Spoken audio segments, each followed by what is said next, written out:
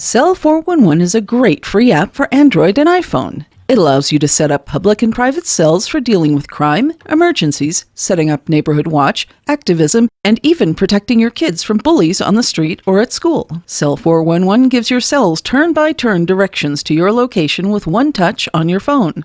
There is also a Bluetooth panic button available that can be worn on your wrist, belt, or around your neck. Cell 411 has real-time chat for each alert so you can discuss the incident with family or friends in real-time video streaming. The video is stored on Cell 411's servers so your evidence cannot be deleted if your phone is taken or destroyed. Cell 411 has decentralized ride-sharing that allows for payment in any form: crypto, barter, silver, cash, etc. Cell 411 does not take a cut of your fare. Get Cell 411 free on Google Play and the iTunes Store, or go to getcell411.com. That's getcell411.com.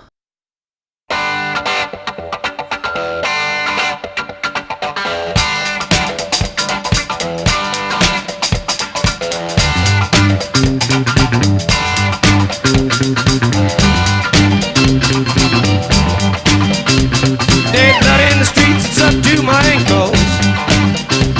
Sheet blood in the streets, it's up to my knees. Sheet blood in the street, the town of Chicago. Sheet blood on the rise, it's following me. Hello, everybody, and welcome to another edition of Abolitionist Abstractions. As always, we are covered by a BIPCOT no government license. This allows reuse by anyone except governments and the agents thereof. You can find out more information about this at bipcot.org. All right, so I am back.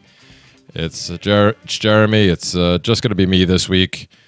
I originally was just going to do kind of like a filler episode letting you know, hey, I didn't prepare anything this week because, well, life keeps getting in the way, as I explained in the episode you heard last week, which was actually a Freedom Fiends episode I recorded, but I gave it to you guys a couple of days early before it actually made it out on the air for the, on the radio for the Fiends. I've been held up continuously through the process of me leaving, trying to get the heck out of New York, and it's just been a nightmare. So I really haven't planned much. We were a couple of weeks ahead on the Seeds of Liberty. We've now fallen to only being a week ahead, and hopefully we'll stay that far ahead, but who knows? And yeah, it's been rough. So scheduling things has been a problem, and I'm kind of getting down to the wire with a bunch of stuff. So that was my my intent originally, but I did make a video yesterday, which was part of a vlog series I've been doing for Steemit, which was going to be chronicling my departure from, my attempted departure from New Yorkistan. And especially once I sold the house and was going to be living out of the car with Murder Dog, I wanted to chronicle a lot of that stuff. So I started doing a vlog series in regards to that, and I've given a couple updates here and there just to basically say, well, I'm still here. Unfortunately, I haven't even made it out of the house as of yet. But I put one out yesterday, which also happened to be the anniversary of my arrest. 1 year ago yesterday now, because today is, as of right now of this recording, it is May 2nd, 2018. So yesterday was May 1st, and it was May 1st of 2017 that I was arrested. Anyway, I did a little video about that, just to remark on that a little bit and some other things, the plans I have to kind of pay forward the tremendous amount of support and,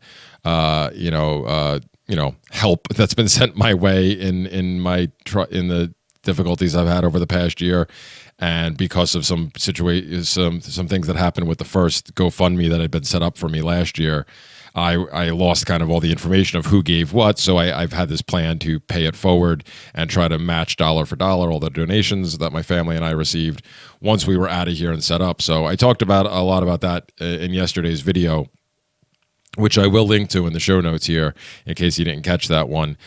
But the one thing I realized after the fact that I didn't even mention, while I was getting into the fact that it was the anniversary and that it's been, now officially 12 months that I've been dealing with this stuff, 13 court appearances, no clear end in sight, all that stuff. The one thing I didn't actually get around to talking about in that short video, which I had originally planned on focusing on predominantly, but as does happen with me, another idea pops into my head and I just kind of run with it, on the spot. But the one thing I did want to touch on, which is why this may end up being a little bit more than just a filler episode this week, is the idea of regret. Because as I look back on the past year and what my family and I have been through, and just everything that's happened over the course of the past year, and I've also been asked by a number of people, throughout this entire process, if I regretted any of my actions. From the original post that went viral to how I handled the situation of the reporter to everything, everything since then. And, I've been asked at multiple points by multiple people if I regretted any of these things. And, now reflecting back on it a year later, I'm still not sure I do. For me, regret's a big thing. I mean, there's definitely things in my life that I regret. I mean, I've made a hell of a lot of mistakes. I am far from perfect. I have no problem admitting that. But, regret is something tough for me because, even the really crappy stuff that I've either gone through or been a party to or was, was the reason for whatever throughout my entire life, all of that, good, bad, indifferent, all of that is what got me to be me right now in the present day, who I am. So without any of these things, who knows where I would have ended up? Who knows what I would have become? So it's tough for me to say I regret things. Do I wish certain things had happened differently? In regards to this particular situation, probably. The original post that went viral that started this whole thing, could I have worded it differently? Oh, absolutely.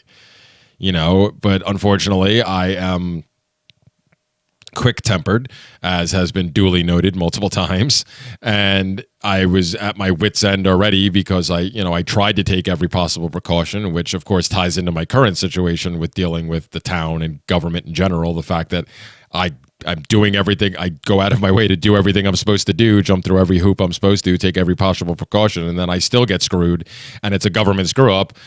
But the government's not punished. It's me and anybody else who actually cares to pay attention are the ones being punished, as was the situation with the post that I made, that, the reason I made that post, and the firefighter's funeral, and the fact that it went overtime, and the fact that there was a bunch of people just wandering the streets taking selfies together, that, just irritated me. And it, because I knew dogs were waiting, and that was before I even realized the dogs had ended up having their bladder, they just relieved themselves because they couldn't hold it anymore, all that type of stuff. I was angry. So the frustration was definitely going to come out. I mean, again, I could have worded it differently. I don't really, like I said, regret is a strong word for me, but maybe the format that it came out in, because as I've described before, that was right around the time that I had just gotten the okay from Facebook to use those, make your own meme things, where if you make a post that's short enough, you get to choose all the different pretty backgrounds to put behind it. And I had just been given access to that within a couple of weeks, so I was still getting used to it. And I didn't intend to put that particular post out as one of those do-it-yourself memes, but it happened that way. And so maybe I would have liked to have done that differently. But the frustration, I still wanted to get that out there. I still wanted to express why I was so angry, not just that I was angry, but why that I was angry. And, and of course, a whole bunch of bad things happened because of it, besides the arrest and the whole criminal situation, the trial, haven't even gotten to the trial yet. This whole mess that I've had to deal with since then. Even besides that, just the threats on my family, the stalkers, the being reported to every agency in the world. Yeah, I mean, all these things were bad, and it hasn't been fun since then. But again, I wouldn't be where I am right now. I wouldn't be who I am right now without that. So I'm not so sure that regret is something that I necessarily feel. Another big thing that came out of this is I was really shown who some of my real, my true friends are. And I also was shown what other people are really made of, or or not made of, as the case may be. Specifically when it comes to my family, this whole ordeal has really let me know where pretty much all of my family stands, and how very, very different we are, and how it's just I've talked in the past. I was a big fan of Stefan Molyneux for a long time, and I've obviously parted ways with him since then. But I often point back to his early, the work that he was doing when I first found him, and the stuff that he did before that I think is really important. But one of the things he always talks about is the idea of DeFOOing, disassociating from your family of origin, and. I used to be a huge proponent of that, and then I reeled it back in once I started walking away from him and a lot of the stuff that he was doing, and kind of rethought a lot of things and said, okay, well, maybe in extreme cases, sure, this is definitely necessary, but it shouldn't be a go-to where it seemed to be for a lot of people. They just were very quick to make that decision. But I had said in the past that I had essentially defooed from my dad's family a long time ago, and not much has changed on that front. I mean, as I have discussed, the relationship with my dad and I has improved greatly over the years. I really haven't had contact with the rest of his family, but my mom's side of the family, I was always, at least I thought I was close with, and I thought I kind of, I know I was always one of the outspoken ones and one of the troublemakers as viewed upon by the family, but I was still largely accepted, or at least I felt that way. And, this whole thing really showed me where these folks stand. And it's clearly, like I said, we are so vastly different at this point that I'm back to, I wouldn't necessarily say I'm defooing from anybody, but part of the reason I want to get the heck out of New York is also to get away from a lot of these people, because, well, that's where most of my family resides, is here in New York. And we've barely had any communication or contact whatsoever since this whole thing, since shortly after this whole thing started. And I have no desire to have any further contact other than absolutely necessary.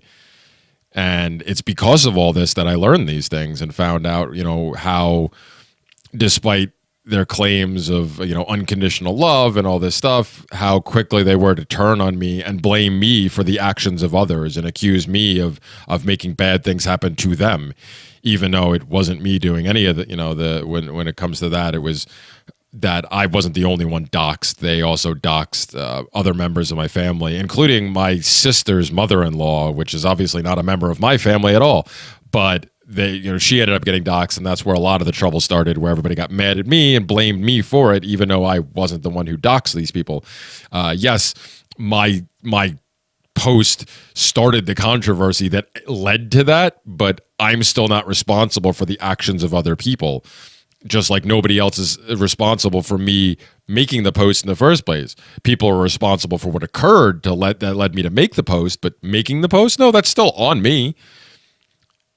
So the same applies here. The same applies after the fact. The people that made the threats, the people that did the doxing, the people that showed up at other people's doorsteps, yeah, it was because of a situation that was started by me, but I'm still not responsible because I didn't even know any of these people. I'm not responsible for their actions whatsoever. And if you think I'm responsible for their actions, then, well, you're insane, and I have no place in my life for you. And it doesn't matter if you're related to me or not, because even before I knew what DeFOOing was, I never bought the whole blood is thicker than water bullshit.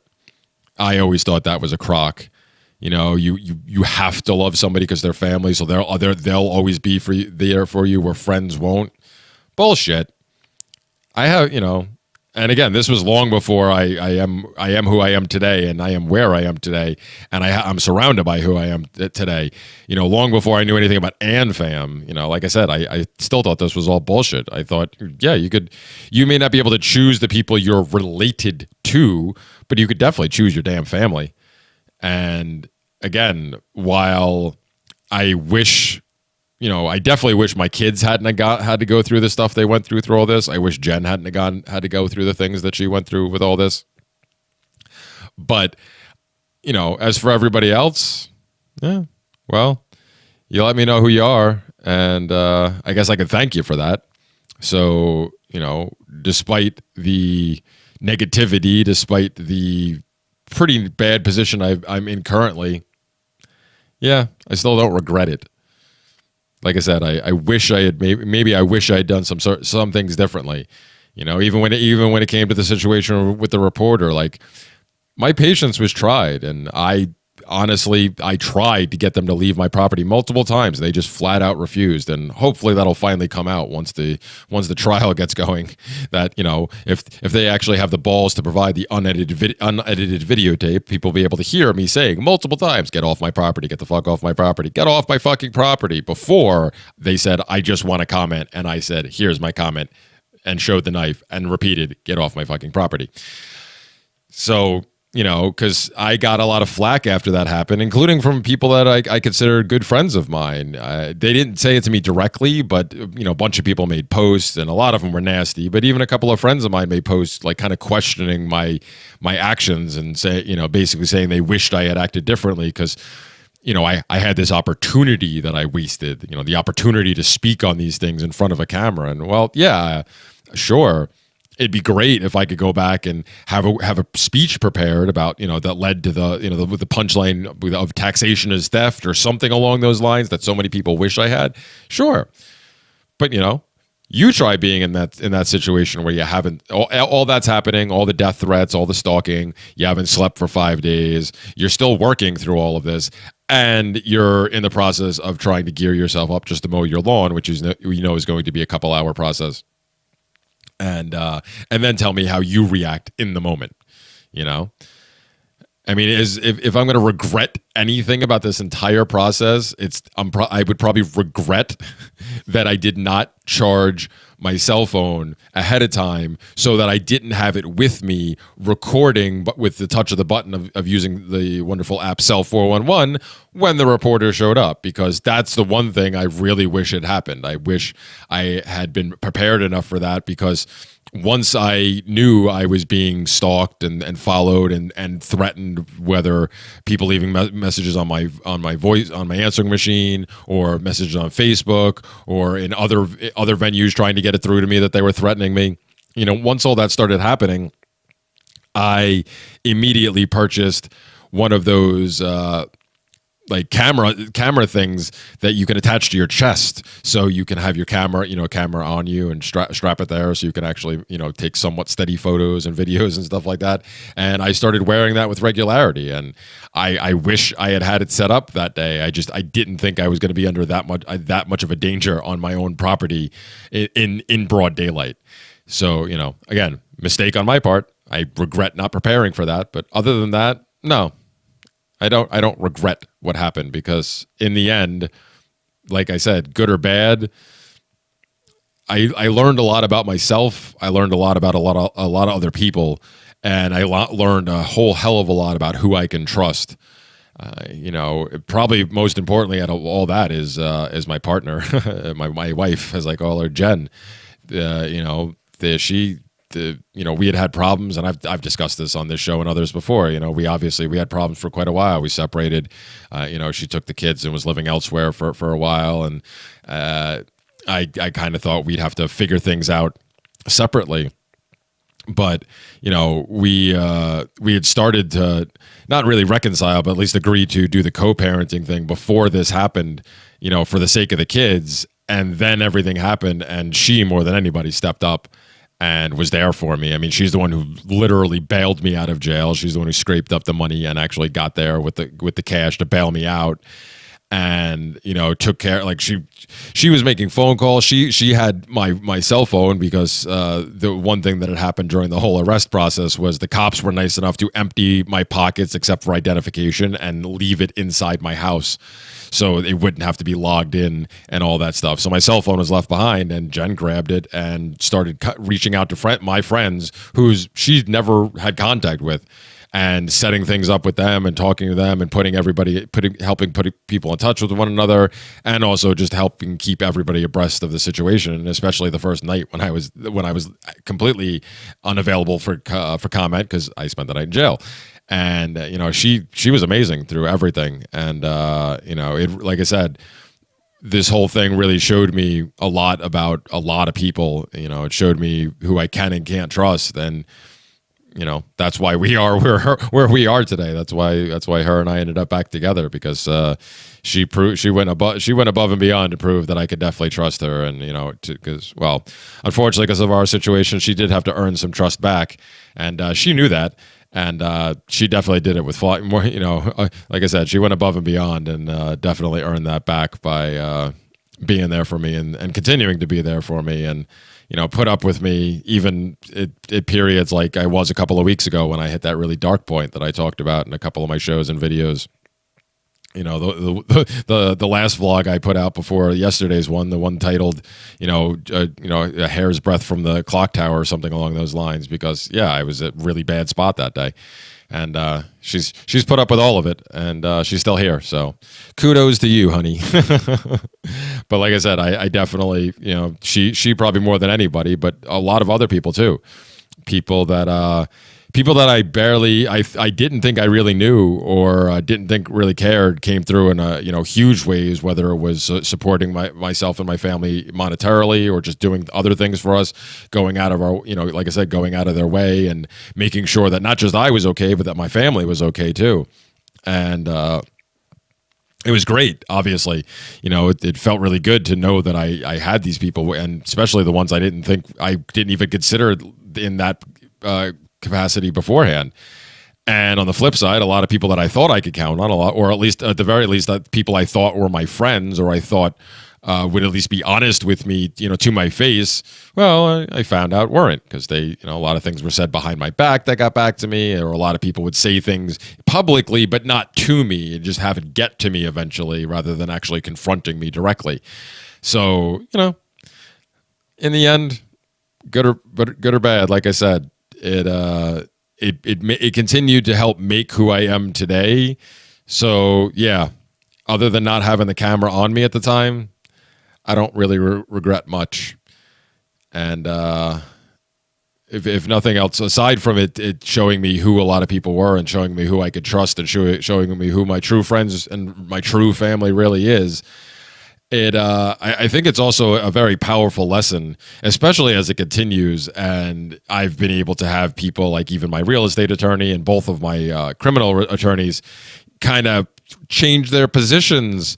Maybe not entirely, but at least be willing to question government just a little bit more. I think it definitely opened the eyes of a lot of people to how horrible this system is.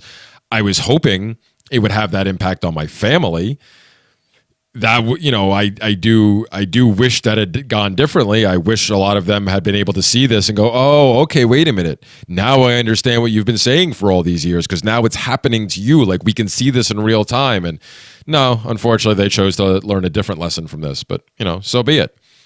But overall, like I said, I think the lesson there, of sure, there's a lot of how to and not to do things moving forward for myself and anybody else in a similar situation. Yeah, of course, there's that, but also just how insane government is, and how ridiculous laws, whether they're federal laws or certain state laws, how insane they are, because the underlying thing that so many people missed about my particular situation, and continue to miss, especially when they want to bash me about the fact that I'm still dealing with this, and attack me for saying I should be punished. I still need to be punished for something, because obviously I did something wrong.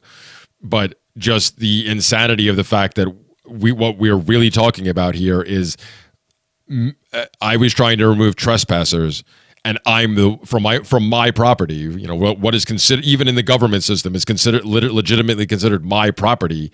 That's what I was trying to do, and I'm the one who ended up punished for it.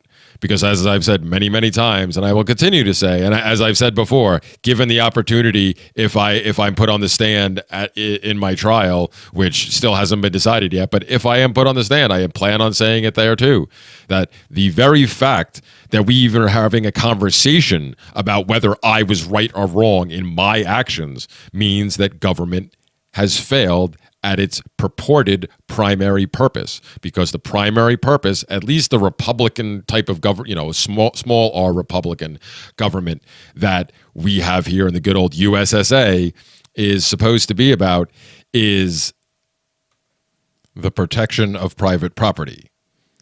That is supposed to be our government's primary directive, is the protection of private property.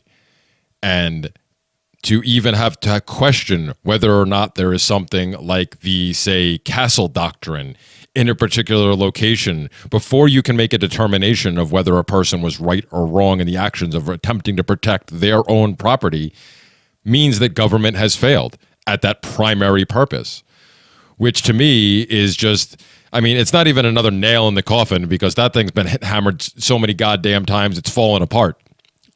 There's so many nails that have been put in that coffin. But I think it puts a really fine point on just how ridiculous and unnecessary and counterproductive to humanity that government is, because it can't even get its primary directive correct. And if it can't even get its primary directive correct, then what the hell do we need it for? But, you know, what the hell do I know? Anyway, I think that's about all I have for today. Like I said, I was planning on keeping this super short originally, and then I realized that I never touched on the whole regret thing in that video I did yesterday, and I felt it was important enough for me to discuss because I've been asked about it enough. And, you know, like I said, in the end, really no regrets. You know, definitely could have handled things differently. Definitely will do certain things differently in the future. But, you know, the benefits I've received from this, the well-being I now have, knowing who I can really trust and who I can't, and who has been removed from my life since then, whether by their choice or mine, all of those things are positives for me. And, you know, in my best attempt to try to follow some of the Stoic philosophy, well, I'm just going to take with the situation I have at hand now and work with it, and only control the things that I can, and try my hardest not to worry about the things I can't. You know, as I've discussed a lot recently, it's been very tough for me not to worry about these things, because all of these things that are out of my control, like the stuff with the state, the holdups with the sale of my house, even the holdups with the criminal situation, all of that's out of my control, and my life's hanging in the balance. So it's kind of difficult right now, but I'm trying my hardest. I'm trying to be stoic. I was actually supposed to do a recording last night for Paulie Gordon's show, where we had done one a couple of weeks ago, which was originally supposed to be about both Diogenes and Epictetus, and we never got around to Epictetus because we spent over an hour talking about Diogenes, and we were supposed to do part 2 of that. And of course, Epictetus, for anybody who doesn't know, comes from the Stoic school, and you know, I'm a big fan of well, not necessarily his writings, because he was the one who wrote them. His one of his students actually wrote all the stuff that we have today from Epictetus. Epictetus never actually put pen to paper for any of this stuff, but he gave a lot of speeches and gave a lot of talks and discussions and stuff like that. And one of his students took it upon himself to write all these things down, and that's why we have that stuff. But when I read things like the Enchiridion, which is one of the 2 books that his student, I forget the guy's name, Arius or something like that, when he put that together, very powerful when I read it the first time. And you know, it's not a philosophy you can follow, anybody could follow all the time, but I think there's a lot of good that could be gleaned from it, you know. Just like anything else, just like any other ideology, religion, whatever, belief, any other belief system, you know, good and bad. But as I like to say, I try not to be an absolutist anymore. So I try to take whatever good I can from any ideology and apply it to my own life. You know, if I find something that works, go with it. So once again, like I said, I think I'll close out now. So thank you, everybody, for listening. This has been Abolitionist Abstractions. All of my information can still be found at solpodcast.org, or where this and all of my other content gets posted first, steemit.com/@abolitionistj. And for everybody who has donated to my GoFundMe or has donated in other ways, thank you so much. I really, really, really appreciate it. You guys are amazing. I've tried to thank as many of you as I can individually, but it's just been it's been overwhelming. So thank you so much.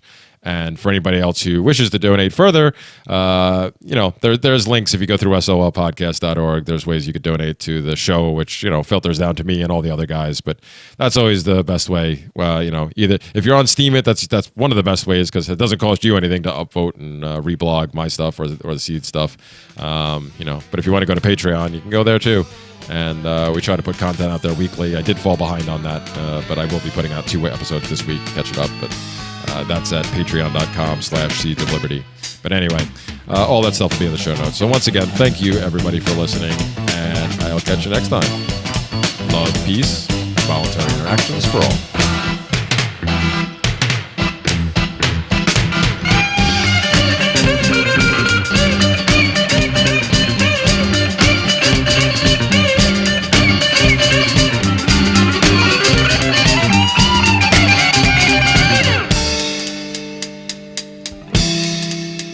Scattered on dawn's highway bleeding, ghosts crowd the young child's fragile eggshell mind. This is Daryl W. Perry, host of Free Talk Live. This November, I'll be running in the world's biggest and most popular marathon, the New York City Marathon, and I've accepted a spot on Team Innocence Project because I'm a passionate supporter of their work.